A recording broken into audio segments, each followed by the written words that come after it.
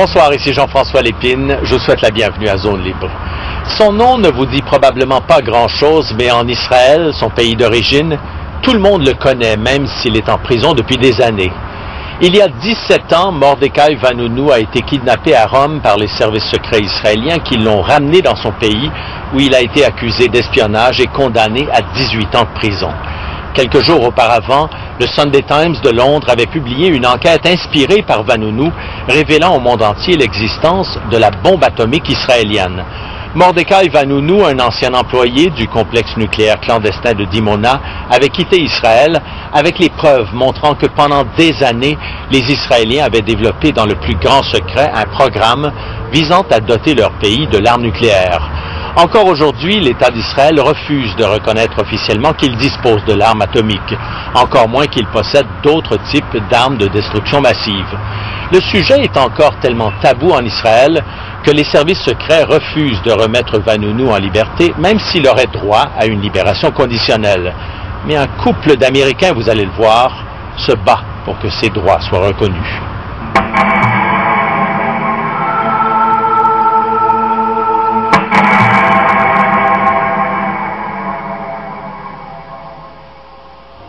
Let me stay in your arms, I'm addicted to your charms, you're getting to be a habit with me.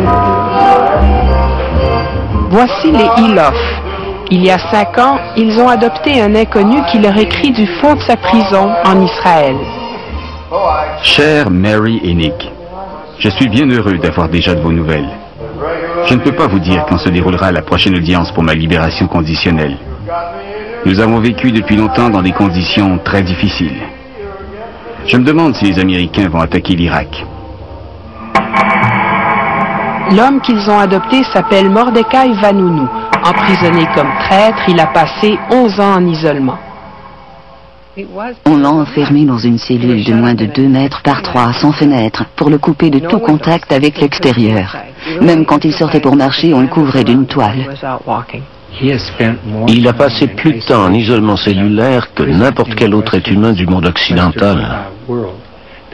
Ces conditions de détention étaient tellement pénibles que nous avons décidé de l'adopter. Comment une nation peut-elle traiter un être humain de la sorte? Enfant, Vanunu quitte le Maroc pour suivre sa famille en Israël. Après avoir servi dans l'armée israélienne, il étudie la philosophie et trouve du travail à Dimona. Ce mystérieux complexe dans le désert du Negev emploie des milliers de personnes tenues au secret. Pendant des années, Israël présente ce complexe comme une usine de textile sans jamais reconnaître sa véritable mission, fabriquer du plutonium pour les bombes. Vanunu se fait remarquer parce qu'il désapprouve publiquement les politiques officielles du gouvernement. Il reçoit un sérieux avertissement et décide de partir, mais pas sans les preuves qui vont changer le cours de l'histoire. À ce jour, ces photographies demeurent les seules images jamais montrées de l'intérieur de la centrale nucléaire israélienne. En 1986, Peter Hunam, journaliste au Sunday Times, prend connaissance d'une rumeur selon laquelle un dissident israélien offre de prouver ce que le monde entier soupçonne depuis longtemps.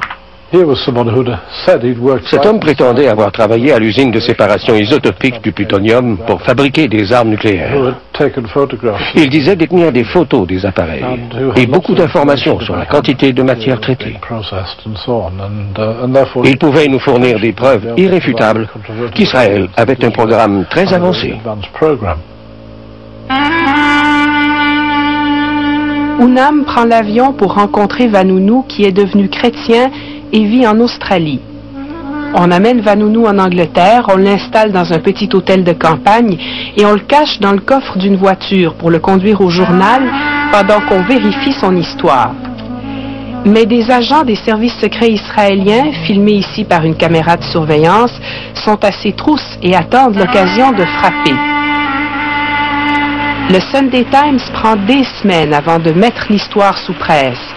Lorsqu'il la publie enfin, le 5 octobre 1986, Vanunu a disparu.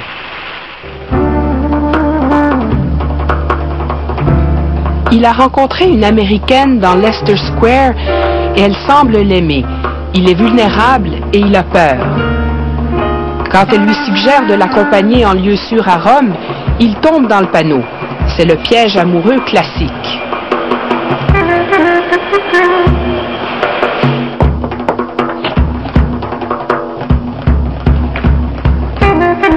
À Rome, les mâchoires du piège se referment. Vanunu est assailli, terrassé et drogué.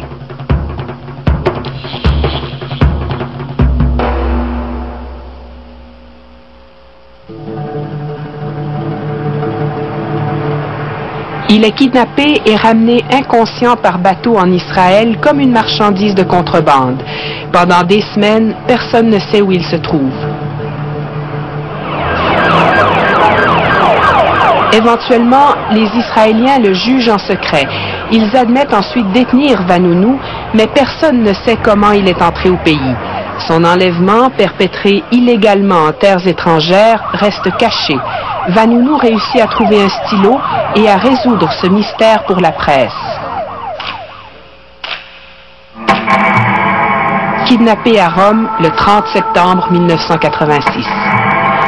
C'est Shimon Peres, alors Premier ministre, qui a ordonné la capture de Vanunu. Ce kidnapping demeure un secret d'État.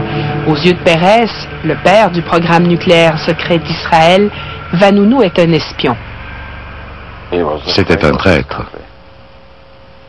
Alors, comment avez-vous réagi? Très négativement. Qu'avez-vous fait? Ce qui devait être fait. C'est-à-dire? Le traîner devant les tribunaux. En le kidnappant? Madame, je ne peux pas évoquer tout le processus. Je ne veux pas le faire. Je ne vois aucune raison de le faire. Le fait est qu'il a été amené devant les tribunaux. Le procès de Vanunu a eu lieu en secret. Reconnu coupable de trahison et d'espionnage, il a été condamné à 18 ans d'emprisonnement.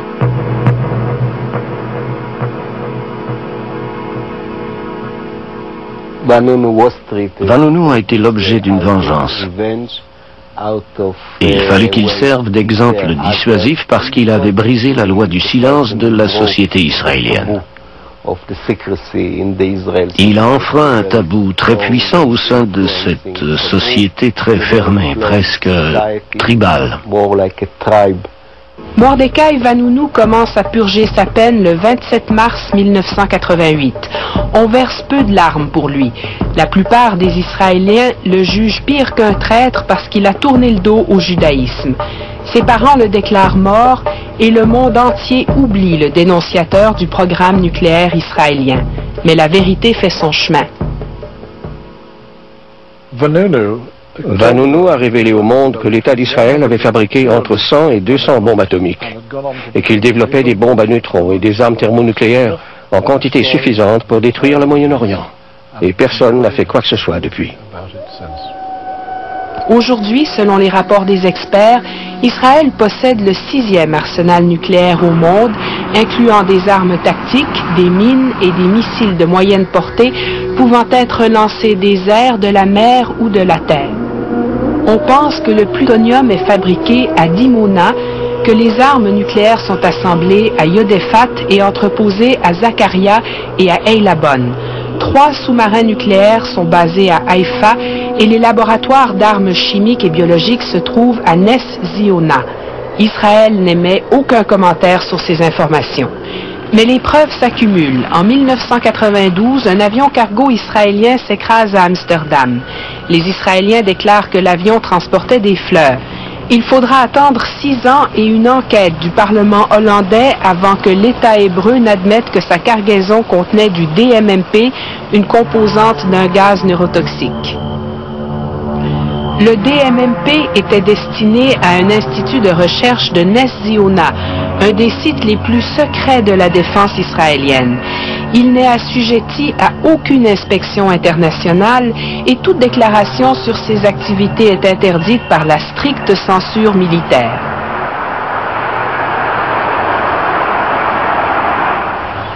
À l'approche de la guerre, des signes de dissension apparaissent dans les rues des banlieues de l'Amérique moyenne.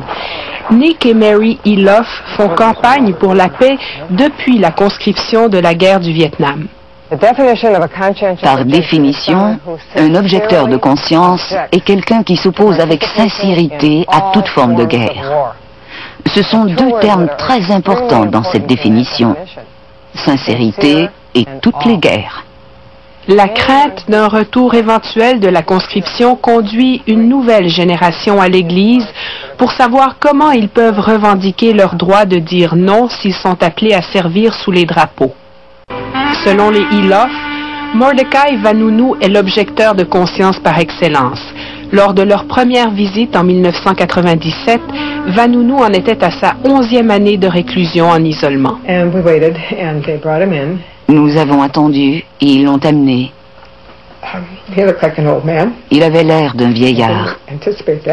Il s'est approché de nous et a mis ses doigts entre les barreaux de cette espèce de cage d'acier. Nous pleurions. Nous souffrions horriblement de le voir dans cet état.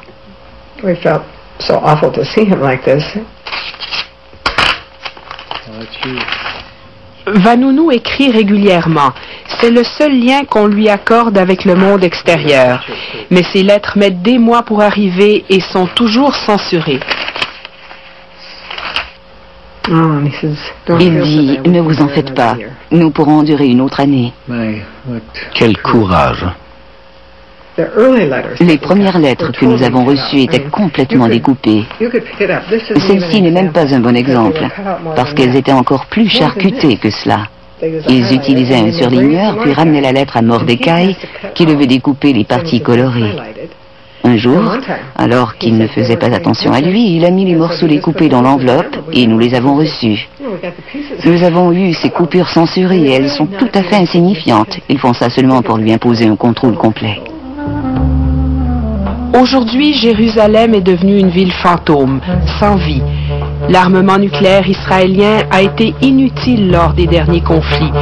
Les attentats suicides font fuir les touristes. L'économie s'écroule. Les Israéliens ont appris à vivre avec la guerre. Chaque citoyen reçoit un masque à gaz, apprend comment s'en servir et est censé l'avoir sous la main en cas d'attaque.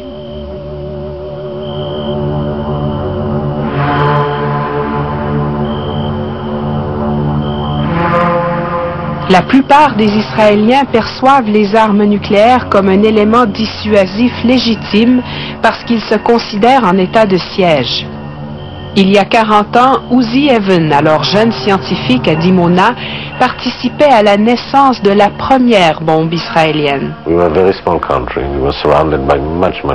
Nous étions un petit pays, et de grandes nations, beaucoup plus populeuses, encerclaient nos frontières, presque impossibles à défendre. La mémoire de l'Holocauste nous hantait à l'époque, et nous réalisions qu'il fallait faire quelque chose pour empêcher que le même scénario ne se répète. Nous formions une jeune équipe. La plupart d'entre nous étions très jeunes, et nous travaillions avec enthousiasme pour accomplir ce que nous croyons être essentiel à notre survie. C'était la police d'assurance ultime pour que nous ne soyons ni attaqués, ni exterminés.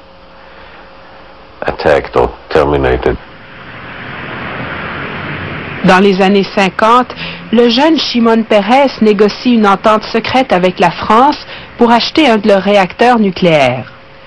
Alors que Dimona se développe, les services de renseignement rapportent à Washington qu'Israël est en train de fabriquer une bombe atomique. Même si on affirme que Dimona ne sert qu'à des fins pacifiques, on convoque le leader israélien Ben Gurion à Washington. Le président Kennedy craint une course à l'armement au Moyen-Orient et demande des inspections. Mais quand les inspecteurs franchissent les portes du complexe en 1961, ils sont floués. On leur présente une fausse salle de contrôle au rez-de-chaussée. Ils ne peuvent pas se douter que dans les 6 étages en dessous, on fabrique du plutonium. Cette histoire faisait la fierté des gens à Dimona. Elle avait presque atteint le statut de légende, selon Vanunu. Quand les Américains sont venus, ils se sont fait complètement berner. Toutes les entrées, incluant les cages d'ascenseur, étaient murées et plâtrées. Personne ne pouvait soupçonner la présence de ces étages inférieurs. Après l'assassinat de Kennedy, la pression sur Israël tombe. Son successeur, Lyndon Johnson, ferme les yeux. Puis en 1969, Golda Meir et le président Nixon concluent une entente renouvelée par chaque président depuis. Le programme nucléaire d'Israël peut se poursuivre à condition de ne jamais être révélé publiquement. C'est ce qu'on appelle la politique d'ambiguïté nucléaire. L'expression ambiguïté nucléaire paraît presque pompeuse, mais n'est-ce pas simplement un euphémisme pour supercherie? Si quelqu'un tente de vous tuer et que vous utilisez une supercherie pour sauver votre vie, ce n'est pas immoral. Si nous n'avions pas d'ennemis, nous n'aurions pas besoin de supercherie. Nous n'aurions pas besoin de moyens dissuasifs. Est-ce que cela justifie de cacher les étages de retraitement du plutonium aux inspecteurs américains? Vous dialoguez avec vous-même et non avec moi. Cela a été rapporté dans de nombreux livres. Posez-vous la question à vous-même et non à moi. N'est-ce pas vrai? Je n'ai pas à répondre à vos questions. Je ne vois aucune raison de le faire. L'ambiguïté est un luxe que seul Israël peut se permettre. Aujourd'hui, le pays est une zone libre de toute inspection, protégée des regards par l'Amérique et ses alliés. Voici le lieu que Vanunu identifie comme l'usine de séparation isotopique, construite en majeure partie sous terre. Et voici la coupole argentée du réacteur nucléaire de Dimona. Ronen Bergman est un journaliste israélien spécialisé dans les questions de sécurité et de défense.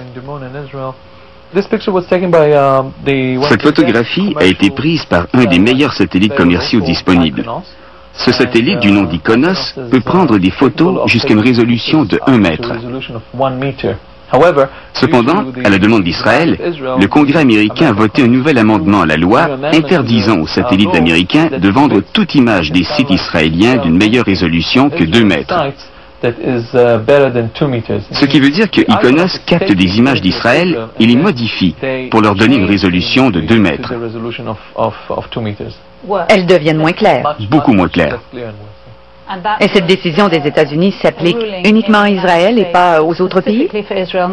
Seulement à Israël. En novembre dernier, on a pu remarquer un adoucissement face à Vanunu. Les photographies étaient permises lors de sa demande de libération conditionnelle qui lui a encore été refusée. Le procureur prétend que Vanunu détient toujours des secrets qui pourraient mettre l'État d'Israël en danger, un argument que devra démolir son avocat. Est-ce que le tribunal entendra le prétendu secret de Vanunu? Ils vont entendre une partie des secrets, pas les véritables secrets. Ils vont entendre des informations secrètes à propos de ces secrets.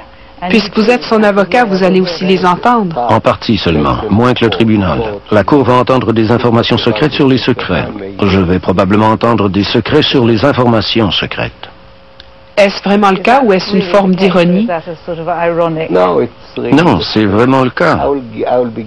On ne me donnera qu'une espèce de description générale des secrets. La Cour entendra quelque chose de plus concret. Et les secrets eux-mêmes ne seront jamais révélés s'ils existent. Nick et Mary Eloff arrivent en Israël. Ils espèrent rendre visite à Vanunu en prison, mais ils n'ont pas encore obtenu de permission.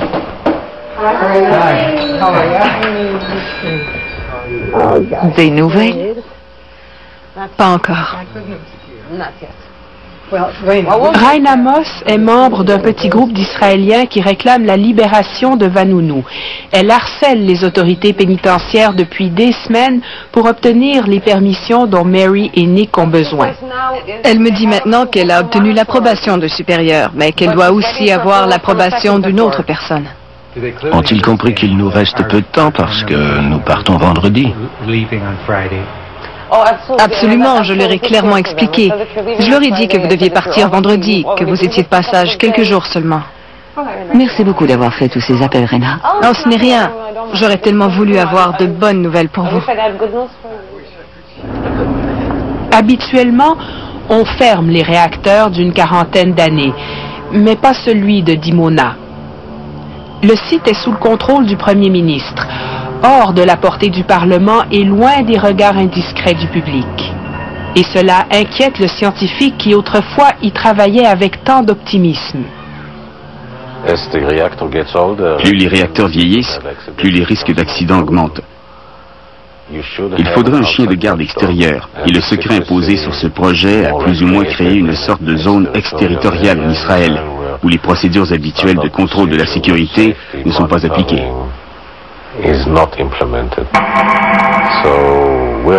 Alors la sécurité des travailleurs, les questions environnementales, les mesures de sécurité industrielle ne sont pas assurées. Et des milliers de personnes y travaillent.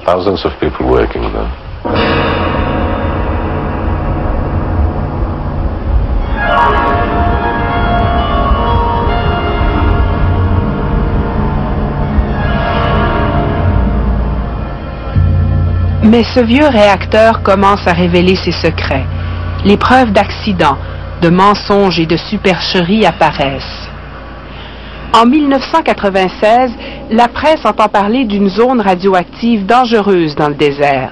Le ministre de l'Environnement convie les journalistes à le regarder tester le site à l'aide d'un compteur Gégère. Un des journalistes précise qu'on lui a interdit d'apporter son propre compteur.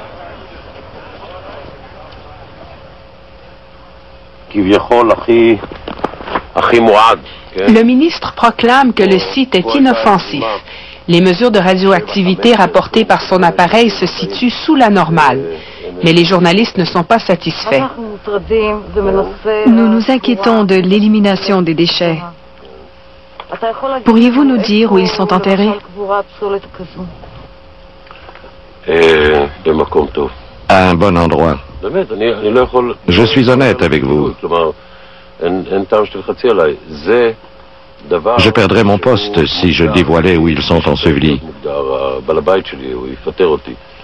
Pour le Premier ministre, cette information est confidentielle. Mais dans un documentaire choc l'an dernier, la télévision israélienne a affirmé qu'on avait caché la vérité.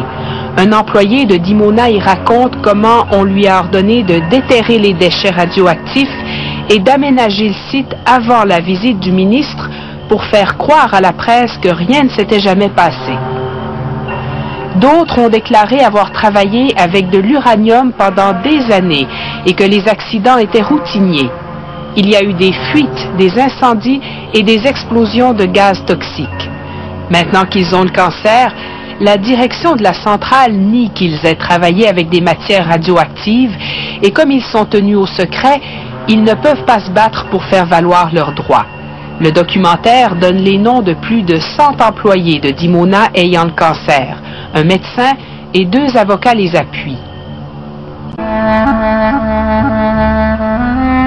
C'est la première fois que des travailleurs de Dimona font entendre leur voix. Je veux seulement vous demander pourquoi vous ne pouvez pas nous parler. Les services secrets me réduisent complètement au silence. Ils m'ont ordonné de ne pas dire un seul mot. Que puis-je faire? Ils m'ont dit, tu vas finir comme Vanunu. Depuis combien de temps est-il en prison? 15 ans? Voulez-vous que je finisse en prison? J'aurais bien voulu vous parler. J'ai demandé aux autres, mais personne ne m'a parlé.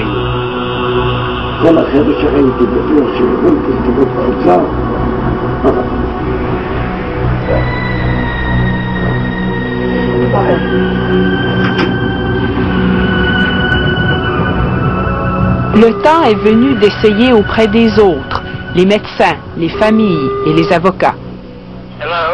Serait-il possible de vous interviewer à propos des victimes de cancer et de leur cas? I'm really reluctant to be interviewed publicly on the media over this story overseas. It's just not appropriate. Pourquoi est-ce si délicat? Come on now. Any discussion of nuclear issues is sensitive. I talked with my family. I don't want to participate on this. I don't think it's the right thing to do. Personne ne veut en parler.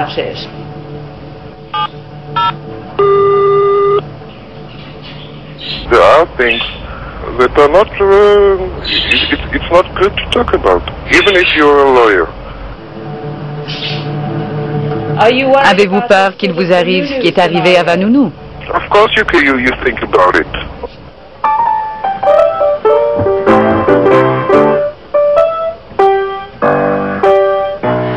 Aujourd'hui, en Israël, une puissance invisible impose la loi du silence par la peur. Un homme dont l'identité même était un secret jusqu'à il y a 2 ans est responsable de ce fait, Yehiel Orev. Orev est le plus intelligent, le plus brillant des personnages officiels, en ce sens qu'il s'est accaparé le pouvoir.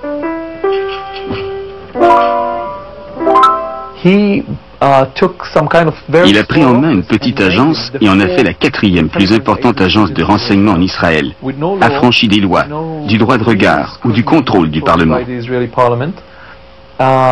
Il représente aussi une terrible menace pour la démocratie en Israël.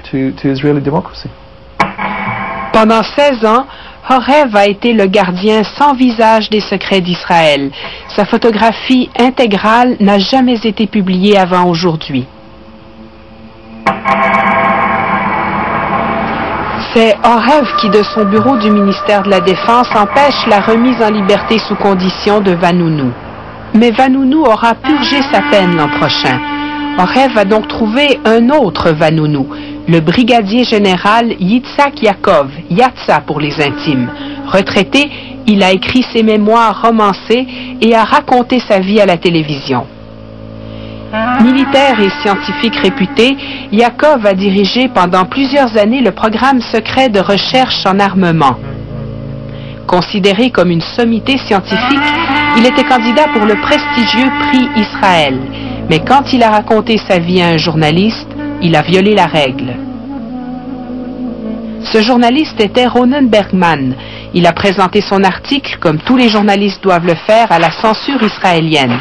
L'article s'est rendu directement à Orev, qui a déployé la grosse artillerie. Ils étaient très sérieux. Mes téléphones étaient sous écoute. J'étais suivi par des agents des services secrets israéliens. Yaakov aussi.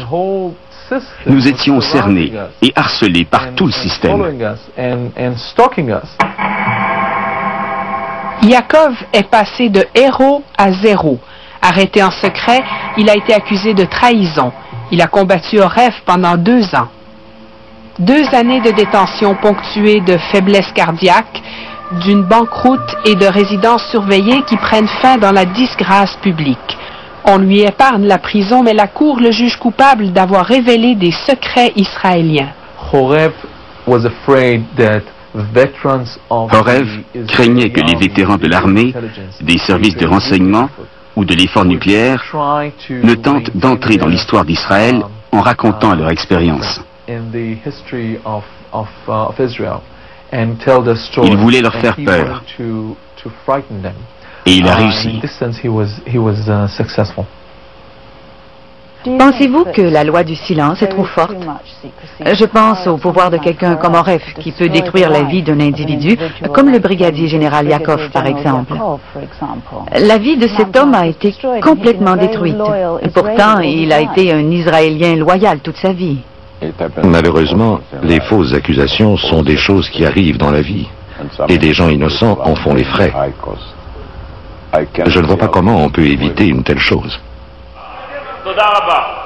Le Parlement israélien n'avait jamais discuté de Dimona ou de l'armement nucléaire jusqu'à ce qu'un député mette le sujet sur le tapis pour la première fois il y a 3 ans.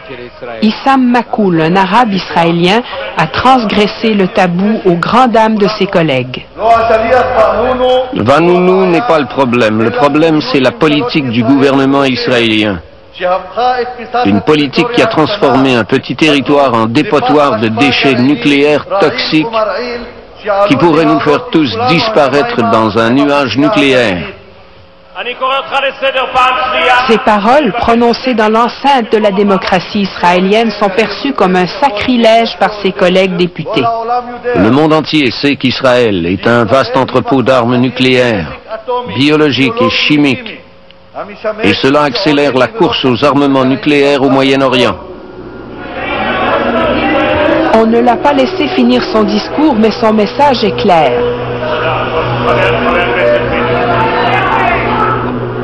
Mais dans sa communauté, la réaction est différente.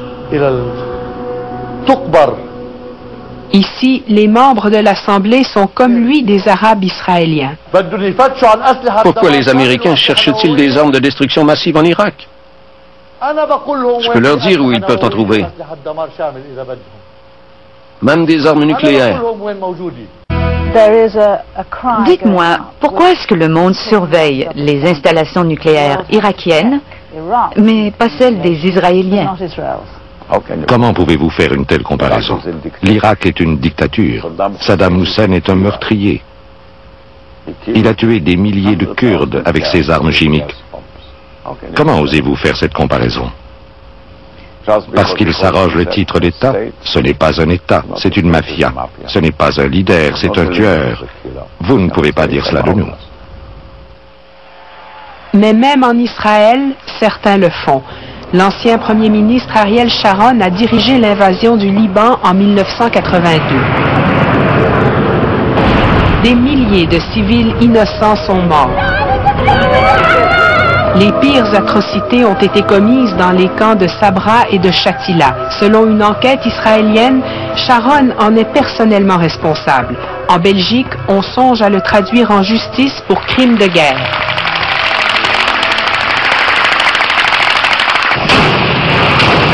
Pendant que Sharon était Premier ministre, 700 Israéliens ont été tués, mais plus de 2000 Palestiniens sont morts suite aux attaques des soldats israéliens. L'armée israélienne a recours à de nouvelles armes inconnues. En février 2001, un nouveau gaz est utilisé à Gaza. 180 patients entrent à l'hôpital en proie à de graves convulsions.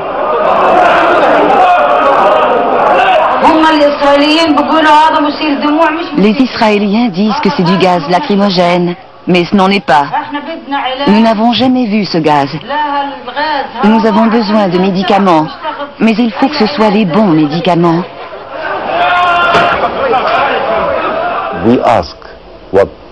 Nous leur avons demandé quelle sorte de gaz c'était.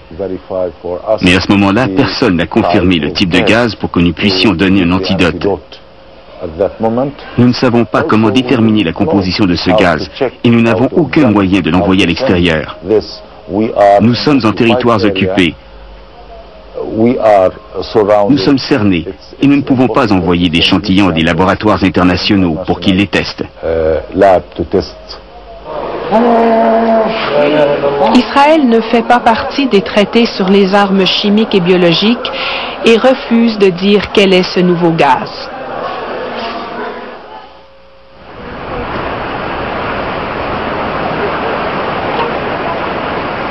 Les Ilof n'ont toujours pas de nouvelles de la prison. Ils doivent prendre l'avion demain soir et ils craignent d'avoir à partir sans avoir vu leur fils adoptif. Aujourd'hui, ils partagent leur repas avec un petit groupe d'activistes qui luttent en vain depuis 16 ans pour la libération de Vanunu. Imaginez un instant ce qui serait arrivé si, au lieu d'être israélien, Mordechai Vanunu avait été un technicien coréen, iranien ou pakistanais. Il aurait reçu le prix Nobel de la paix. Il serait devenu le second Sakharov. Au lieu de ça, il est proscrit en Occident. Cela donne une bonne idée des forces en présence. Nous négocions avec l'État le plus privilégié sur Terre. Israël plaide que le monde entier est contre nous. Mais c'est tout à fait le contraire. C'est nous qui avons commencé la course à l'armement nucléaire au Moyen-Orient. Ça ne fait aucun doute.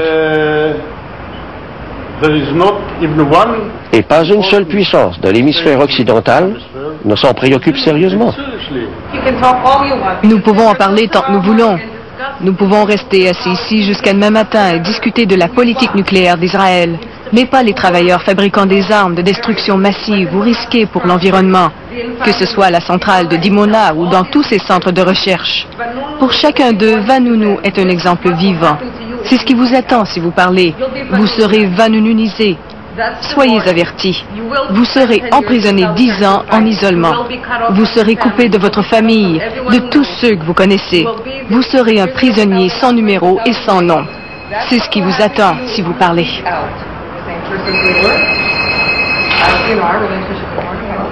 C'est un appel de la prison.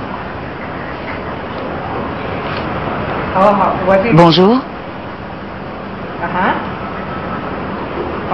Oh, c'est merveilleux. À quelle heure? Si nous venons à 11 heures, pouvons-nous rester 1h30? D'accord, merci infiniment. D'accord. Au revoir. Les Ilof obtiennent leur droit de visite le dernier jour de leur séjour. Après 1h30, ils sortent porteurs d'un message. C'est tellement merveilleux. Nous sommes tellement excités que nous ne savons pas quoi en penser. C'était une expérience merveilleuse. C'est la première fois que nous le voyons si enjoué, tellement impatient de partager avec nous ce qui se passe dans sa vie et ses espoirs. Il a vraiment hâte de sortir, il est très fort. Ses derniers mots ont été « Dites-leur que je suis fort et que j'ai hâte de sortir d'ici, de quitter Israël et de recommencer une nouvelle vie à zéro. » Il était radieux. Le message qu'elle veut transmettre au monde est « J'ai oublié les 16 dernières années. Je porte mon regard vers l'avenir, je crois en un avenir pacifique. » A-t-il dit qu'il recommencerait si c'était à refaire? Vous savez, il a dit bien sûr que je le referai. N'est-ce pas incroyable?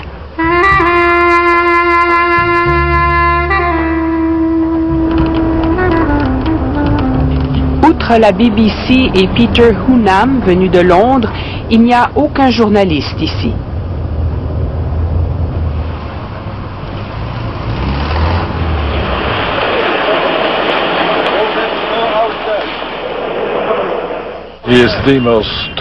C'est le prisonnier le plus important au pays. Chaque fois qu'il se présente ici, il bloque les fenêtres du fourgon cellulaire. Au début, ils allaient jusqu'à lui faire porter un casque protecteur pour que les gens ne puissent pas le voir. À un moment, ils utilisaient même un appareil électronique émettant un signal aigu pour que personne ne l'entende parler. C'est le plus important prisonnier d'Israël et il n'y a aucun journaliste sauf vous. Pourquoi persistez-vous à venir? Je continue de venir parce que s'il est là, c'est parce qu'il m'a parlé et que nous avons publié son histoire dans le Sunday Times en 1986. Ma responsabilité est de l'aider à sortir de là. 3 heures plus tard, l'audience est terminée. Comme d'habitude, Vanunu quitte derrière des vitres teintées. En cours, l'avocate du gouvernement a cité la guerre en Irak comme nouvel argument pour empêcher sa remise en liberté. L'avocate a repris le vieil argument selon lequel Vanunu représente une menace pour la sécurité. Elle a même dit que si Vanunu était relâché, les Américains laisseraient probablement l'Irak et s'en prendraient à Israël et à ses armes nucléaires. Ce que je trouve complètement ridicule.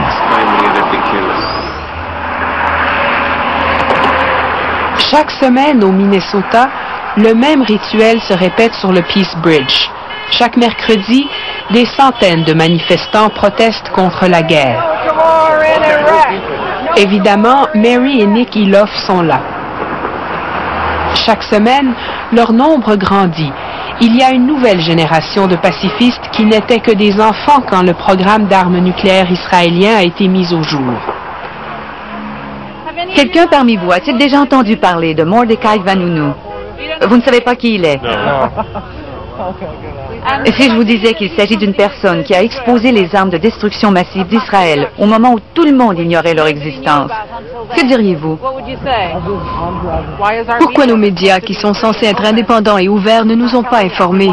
Et pourquoi nos gouvernements n'ont-ils pas laissé savoir, puisque nous vivons au pays de la liberté? Si notre gouvernement était conséquent ou intègre, il serait considéré comme un héros. We're going to work with the members of the Security Council in the days ahead to make it clear to Saddam that the demands of the world and the United Nations will be enforced. À Washington, qui donne plus de 3 milliards de dollars par année à l'État d'Israël, on ne parle que de l'Irak. Durant des semaines, la BBC a tenté d'obtenir une entrevue à propos des armes de destruction massive en Israël, mais personne au gouvernement Bush ne veut en parler. La demande d'entrevue sera acceptée quand il s'agit de parler de l'équilibre des pouvoirs militaires au Moyen-Orient. Le Pentagone a demandé une liste de questions à l'avance. Ces questions portent sur l'équilibre des pouvoirs, l'ambiguïté nucléaire d'Israël et Mordechai Vanunu. The gravest danger facing America and the world is outlaw regimes that seek and possess nuclear, chemical, and biological weapons. Voici le courrier électronique du Pentagone. Nous avons soumis votre liste de questions à M. Feit pour l'entrevue de la BBC. Il ne veut répondre à aucune de ces questions. Nous vous prions de soumettre de nouvelles questions aussi vite que possible ce matin. Des questions concernant la situation actuelle en Irak. Le 17 février, la demande de libération conditionnelle de Vanunu est rejetée une fois de plus. Il demeure à la prison d'Ashkelon. Orev a fait savoir qu'il ne laissera jamais Mordechai Vanunu quitter Israël.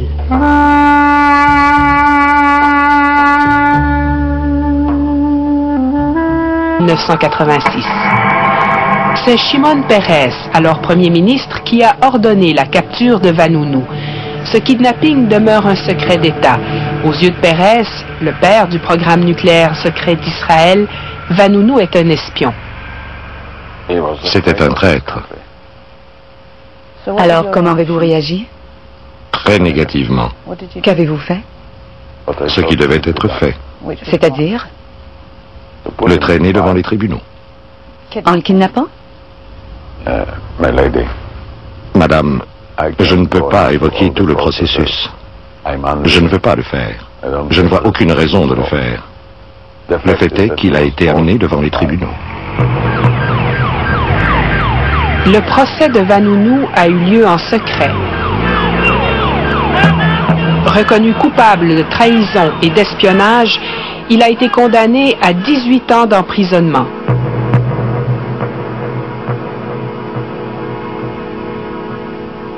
Vanunu a été l'objet d'une vengeance. Et il fallait qu'il serve d'exemple dissuasif parce qu'il avait brisé la loi du silence de la société israélienne. Il a enfreint un tabou très puissant au sein de cette société très fermée, presque tribale. Mordechai Vanunu commence à purger sa peine le 27 mars 1988. On verse peu de larmes pour lui. La plupart des Israéliens le jugent pire qu'un traître parce qu'il a tourné le dos au judaïsme.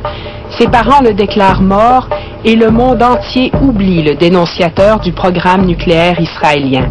Mais la vérité fait son chemin. Vanunu a révélé au monde que l'État d'Israël avait fabriqué entre 100 et 200 bombes atomiques et qu'il développait des bombes à neutrons et des armes thermonucléaires en quantité suffisante pour détruire le Moyen-Orient. Et personne n'a fait quoi que ce soit depuis.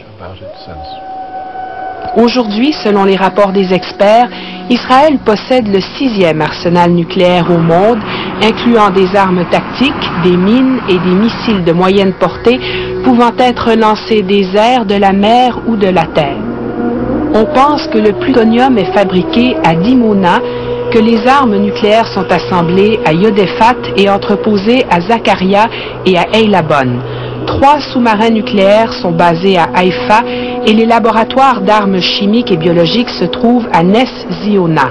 Israël n'émet aucun commentaire sur ces informations. Mais les preuves s'accumulent. En 1992, un avion cargo israélien s'écrase à Amsterdam. Les Israéliens déclarent que l'avion transportait des fleurs.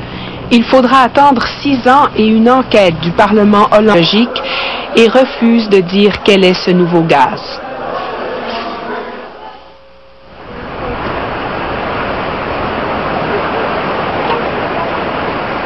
Les Ilof n'ont toujours pas de nouvelles de la prison.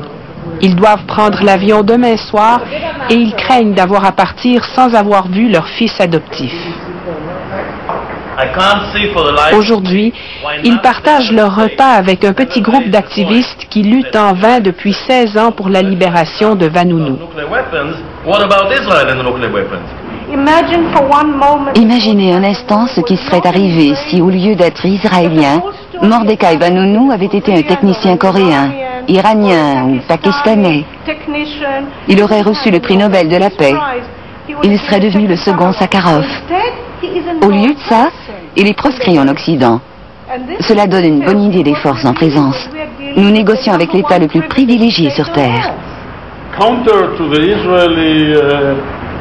Israël plaide que le monde entier est contre nous. Mais c'est tout à fait le contraire. C'est nous qui avons commencé la course à l'armement nucléaire au Moyen-Orient. Ça ne fait aucun doute.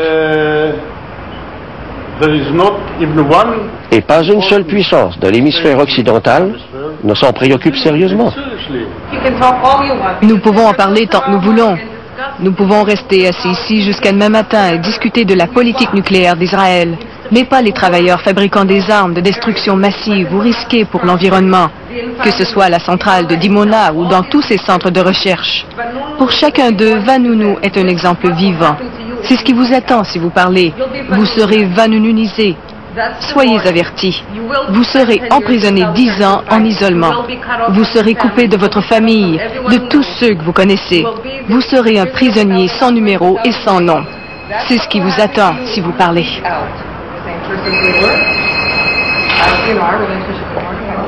C'est un appel de la prison.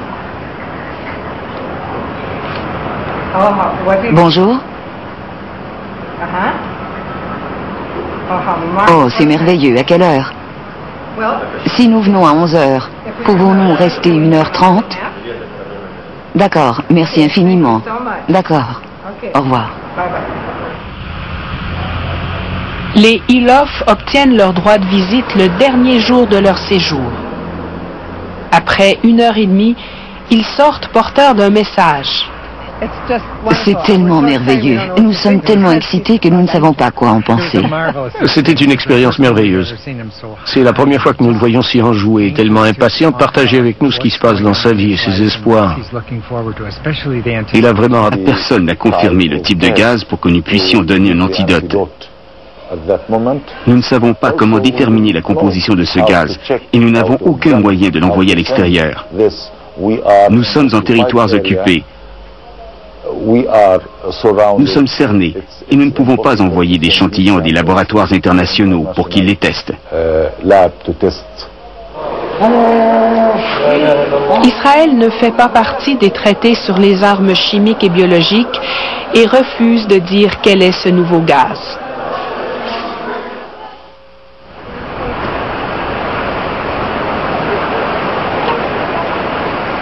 Les Ilof n'ont toujours pas de nouvelles de la prison. Ils doivent prendre l'avion demain soir et ils craignent d'avoir à partir sans avoir vu leur fils adoptif. Aujourd'hui, ils partagent leur repas avec un petit groupe d'activistes qui luttent en vain depuis 16 ans pour la libération de Vanunu. Imaginez un instant ce qui serait arrivé si, au lieu d'être israélien, Mordecai Vanunu avait été un technicien coréen, iranien ou pakistanais. Il aurait reçu le prix Nobel de la paix. Il serait devenu le second Sakharov. Au lieu de ça, il est proscrit en Occident. Cela donne une bonne idée des forces en présence. Nous négocions avec l'État le plus privilégié sur Terre. Israël plaide que le monde entier est contre nous. Mais c'est tout à fait le contraire. C'est nous qui avons commencé la course à l'armement nucléaire au Moyen-Orient. Ça ne fait aucun doute. Et pas une seule puissance de l'hémisphère occidental ne s'en préoccupe sérieusement. Nous pouvons en parler tant que nous voulons. Nous pouvons rester assis ici jusqu'à demain matin et discuter de la politique nucléaire d'Israël, mais pas les travailleurs fabriquant des armes de destruction massive ou risquées pour l'environnement, que ce soit à la centrale de Dimona ou dans tous ces centres de recherche. Pour chacun d'eux, Vanunu est un exemple vivant. C'est ce qui vous attend si vous parlez. Vous serez vanununisé. Soyez avertis. Vous serez emprisonné 10 ans en isolement. Vous serez coupé de votre famille, de tous ceux que vous connaissez. Vous serez un prisonnier sans numéro et sans nom. C'est ce qui vous attend si vous parlez.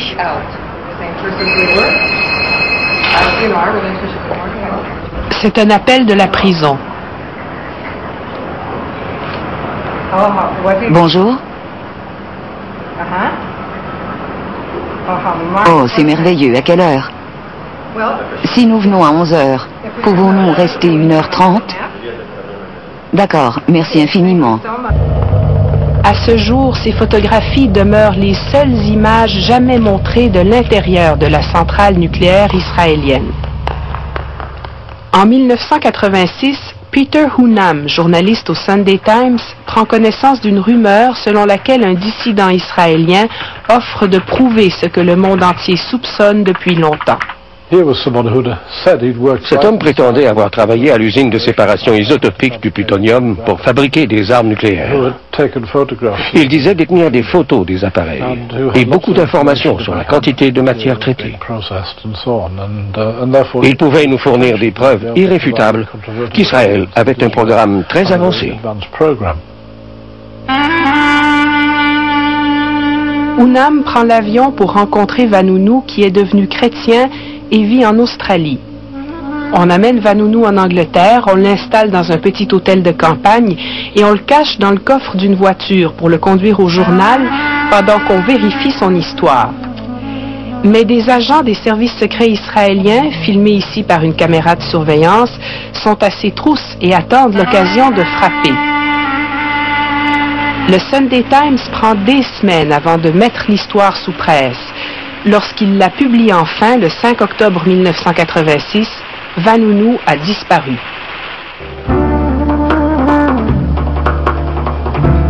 Il a rencontré une Américaine dans Leicester Square et elle semble l'aimer. Il est vulnérable et il a peur. Quand elle lui suggère de l'accompagner en lieu sûr à Rome, il tombe dans le panneau. C'est le piège amoureux classique.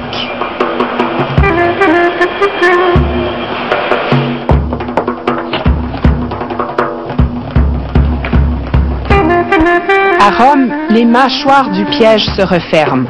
Vanunu est assailli, terrassé et drogué.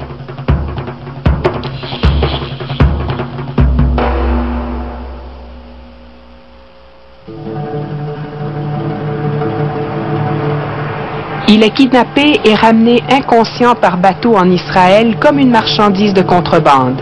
Pendant des semaines, personne ne sait où il se trouve. Éventuellement, les Israéliens le jugent en secret. Ils admettent ensuite détenir Vanunu, mais personne ne sait comment il est entré au pays. Son enlèvement, perpétré illégalement en terres étrangères, reste caché. Vanunu réussit à trouver un stylo et à résoudre ce mystère pour la presse. Kidnappé à Rome le 30 septembre 1986.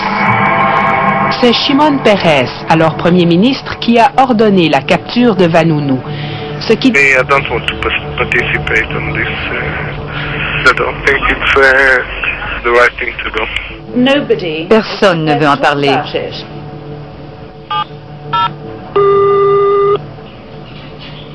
There are things that are not, it's not good to talk about, even if you're a lawyer. Avez-vous peur qu'il vous arrive ce qui est arrivé à Vanunu? Of course you think about it.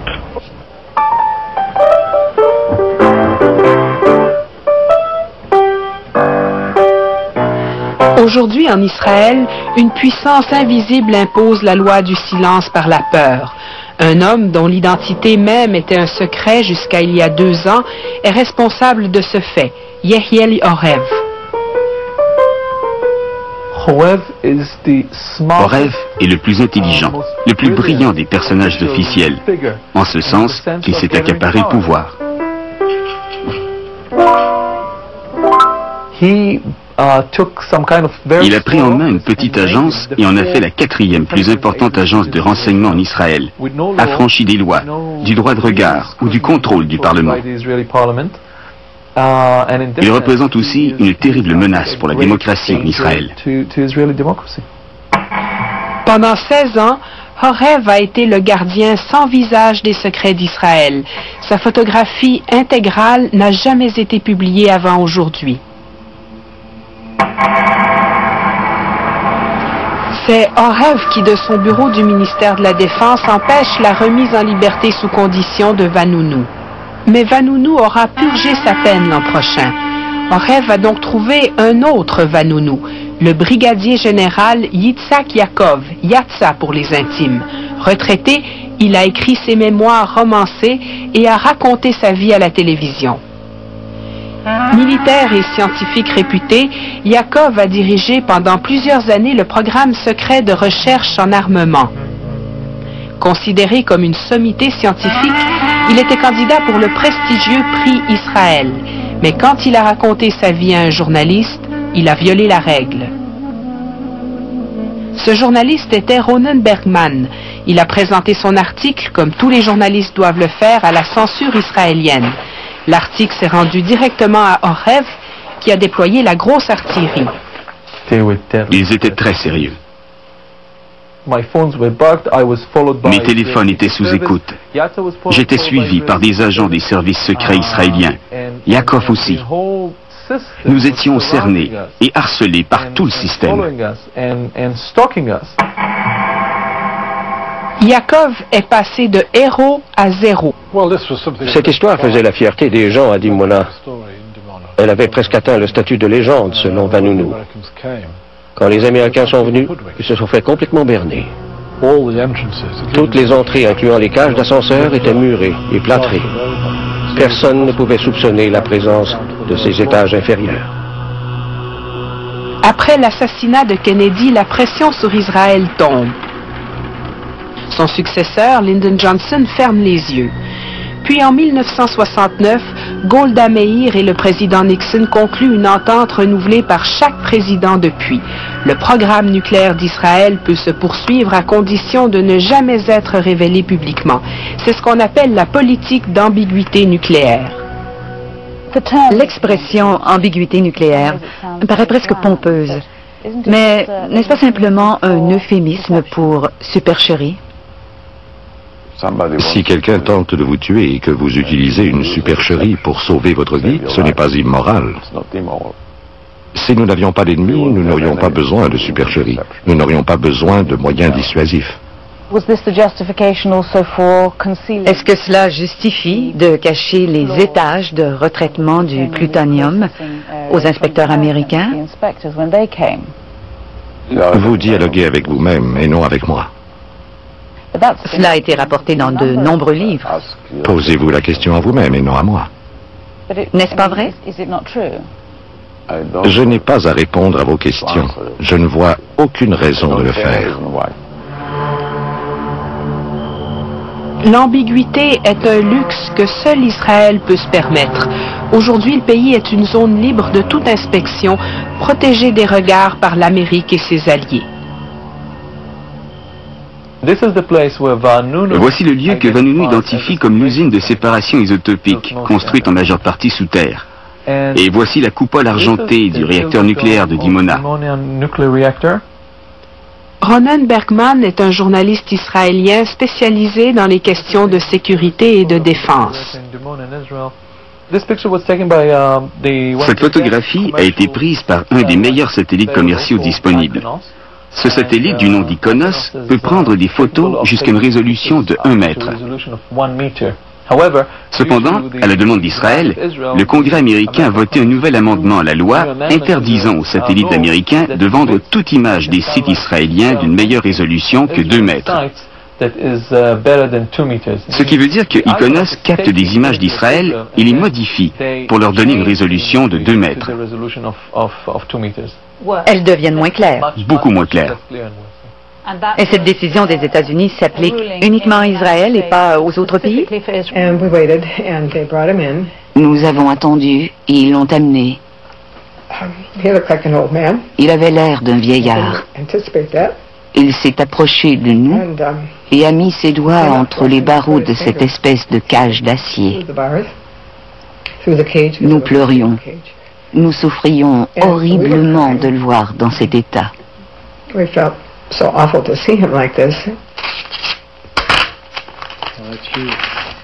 Vanunu écrit régulièrement. C'est le seul lien qu'on lui accorde avec le monde extérieur. Mais ses lettres mettent des mois pour arriver et sont toujours censurées. Il dit, ne vous en faites pas, nous pourrons durer une autre année. Quel courage! Les premières lettres que nous avons reçues étaient complètement découpées. Celle-ci n'est même pas un bon exemple, parce qu'elles étaient encore plus charcutées que cela. Ils utilisaient un surligneur, puis ramenaient la lettre à Mordecai, qui devait découper les parties colorées. Un jour, alors qu'il ne faisait pas attention à lui, il a mis les morceaux découpés dans l'enveloppe et nous les avons reçus. Nous avons eu ces coupures censurées et elles sont tout à fait insignifiantes. Ils font ça seulement pour lui imposer un contrôle complet. Aujourd'hui, Jérusalem est devenue une ville fantôme, sans vie. L'armement nucléaire israélien a été inutile lors des derniers conflits. Les attentats suicides font fuir les touristes. L'économie s'écroule. Les Israéliens ont appris à vivre avec la guerre. Chaque citoyen reçoit un masque à gaz, apprend comment s'en servir et est censé l'avoir sous la main en cas d'attaque.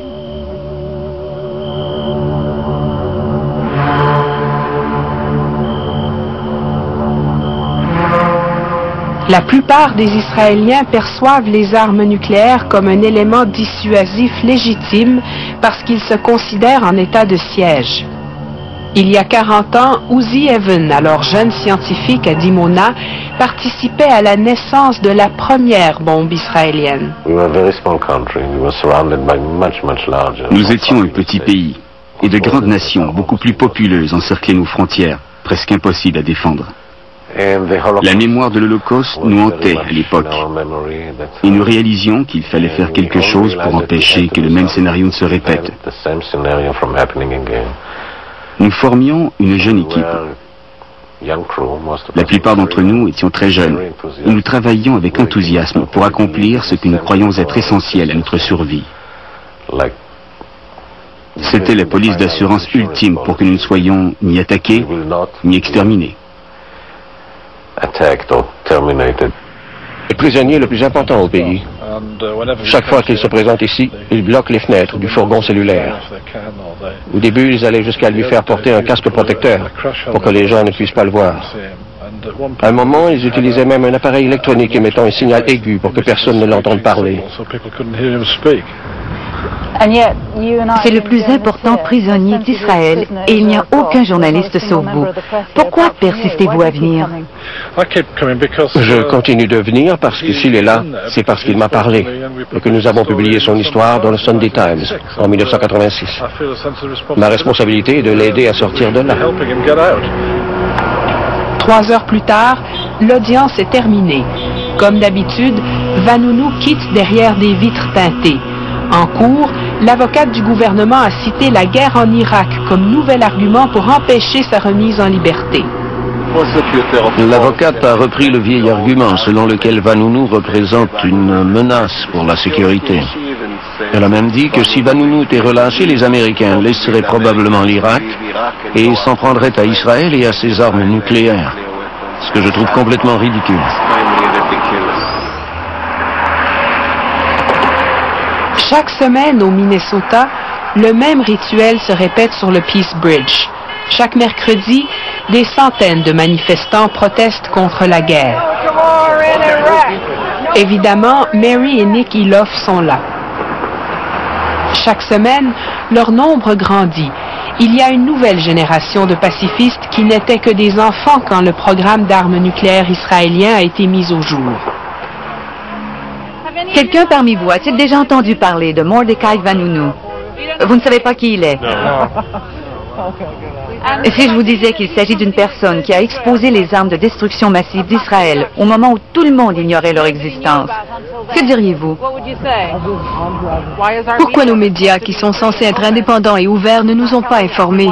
Et pourquoi nos gouvernements n'ont-ils pas laissé savoir, puisque nous vivons au pays de la liberté? Si notre gouvernement était conséquent ou intègre, il serait considéré comme un héros.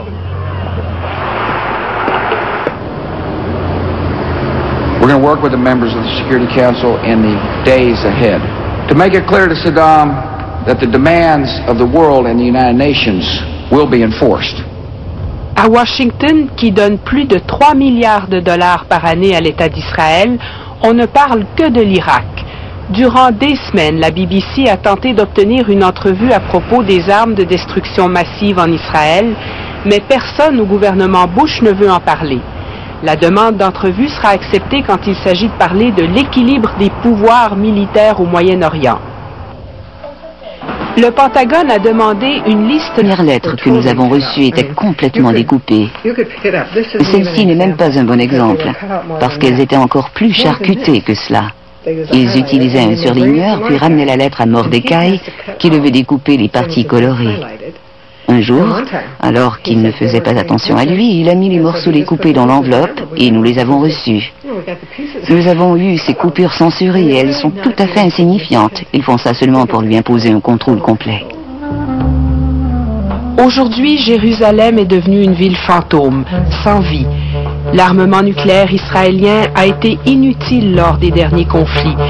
Les attentats suicides font fuir les touristes. L'économie s'écroule. Les Israéliens ont appris à vivre avec la guerre. Chaque citoyen reçoit un masque à gaz, apprend comment s'en servir et est censé l'avoir sous la main en cas d'attaque.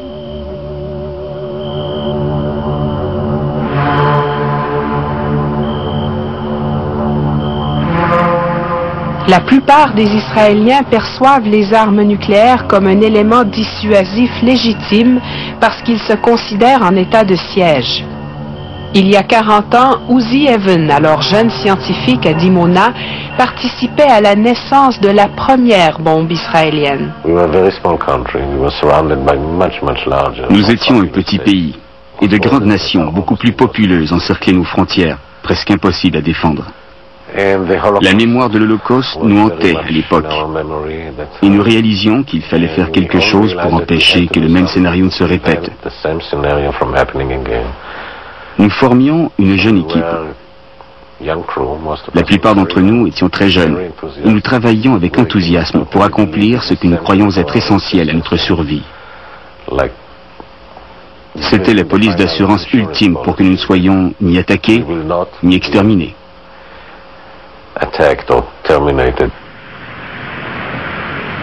Dans les années 50, le jeune Shimon Peres négocie une entente secrète avec la France pour acheter un de leurs réacteurs nucléaires.